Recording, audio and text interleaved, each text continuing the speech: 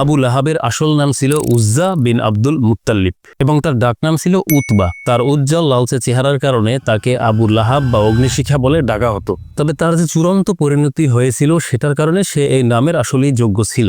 এর কারণ কি? এর কারণ হলো তাকে জাহান্নামের ইন্ধন হতে হবে। এজন্য পবিত্র কুরআনে তাকে আসল নামে না ডেকে তাকে আবু লাহাব বা অগ্নিশিখা বলেই ডাকা হয়েছে। পবিত্র কুরআনের 30 নম্বর পারায় সূরা লাহাবের মধ্যে সে এবং তার স্ত্রীর জন্য কঠোর শাস্তির ঘোষণা দেওয়া হয়েছে। এই ব্যক্তি কিন্তু ছিলেন রাসূলুল্লাহ সাল্লাল্লাহু আলাইহি ওয়াসাল্লামের আপন চাচা এবং প্রতিবেশী। যখন ইসলাম আসেনি তখন সে রাসূলুল্লাহ সাল্লাল্লাহু আলাইহি ওয়াসাল্লামের আত্মীয় হওয়ার কারণে সে গর্ববোধ করত, প্রাউড ফিল করত নিজে নিজে। এমনকি সে তার 2 ছেলে উতবা এবং উতাইবার সাথে রাসূলুল্লাহ সাল্লাল্লাহু আলাইহি ওয়াসাল্লামের 2 মেয়ের বিয়েও কিন্তু দিয়েছিলেন। কিন্তু যখন নবীজি সাল্লাল্লাহু আলাইহি ওয়াসাল্লাম দ্বীনের দাওয়াত দিতে শুরু করেন তখন সে তার 2 ছেলেকে বাধ্য করেন রাসূলুল্লাহ সাল্লাল্লাহু আলাইহি ওয়াসাল্লামের 2 মেয়েকে তালাক দিতে। রাসূলুল্লাহ সাল্লাল্লাহু আলাইহি ওয়াসাল্লামের পরিবার এবং তার সাহাবীর উপর সবচাইতে বেশি নির্যাতন করেন এই ব্যক্তি।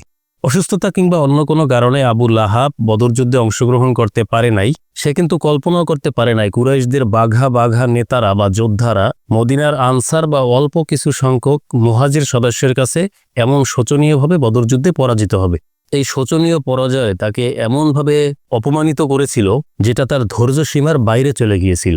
বদরের পরাজয়ের গ্লানি বা প্রতিশোধের আগুন আবু লাহাবের শরীরে পচন ধরিয়ে দিয়েছিল।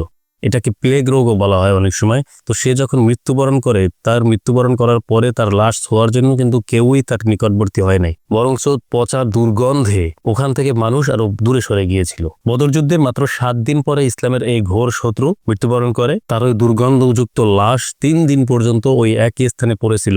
এমনকি তার ছেলে সন্তানরাও ওই মহামারীর ভয়ে তার কাছে কেউই যায় নাই। পরিশেষে নিরুপায় হয় কিছু হাবশি মজদুর ভাড়া করছে তার পরিবারের লোকজন, যারা আবু লাহাবের লাশটাকে এনে মাটিতে পুঁতে দিয়েছিল, তাও আবার লাঠি দিয়ে দূর থেকে ঠেলে ঠেলে, মানে কেউ হাত দিয়ে টাচ করে নাই, এমনভাবে লাশটাকে দাফন করা হয়েছে। মানে কতটা অপমানিত একটা মৃত্যু হয়েছে তার, চিন্তা করে দেখুন।